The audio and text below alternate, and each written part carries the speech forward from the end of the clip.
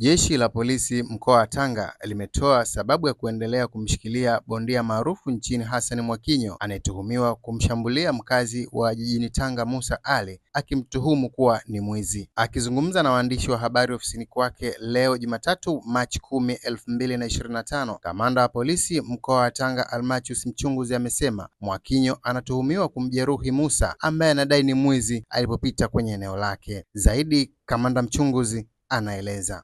Jeshi la polisi mkoa wa Tanga linamshikilia Hassan Mwakinyo miaka 29 mkazi wa Sahare jijini Tanga kwa tuhuma za kumjeruhi na kumshambulia Musa Ali ambaye ana miaka 21. Huyu ni mvuvi mkazi wa Sahare jijini Tanga.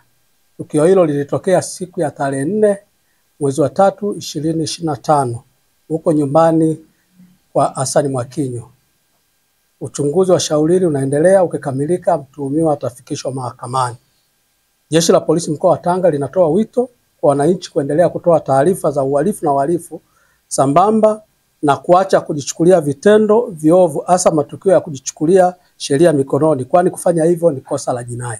Baada ya kuhojiwa, yeye alieleza kwamba yule mtu alimtemu kama mwizi, lakini mtu kuwa kama mwizi haimpi mtu mamlaka ya kuchukua sheria mkononi, na ndio maana jeshi la polisi limkamata na kumshikilia na kuendelea kuchunguza kujua kiini cha kumshambulia huyu mwanga ambaye alipata tatizo hilo. Kumekuwepo na tuhuma mbalimbali ambazo zinamtuhumu huyu Hassan Mwakinyo kwamba amekuwa akifanya vitendo siku za nyuma. Jeshi la polisi linaendelea kufanya uchunguzi juu ya tuhuma hizo, na kama mtu yote ana taarifa yote ya tuhuma hizo za nyuma, basi alete, jeshi la polisi litashughulikia. Rajab Athmani, Mwananchi Digital, Tanga.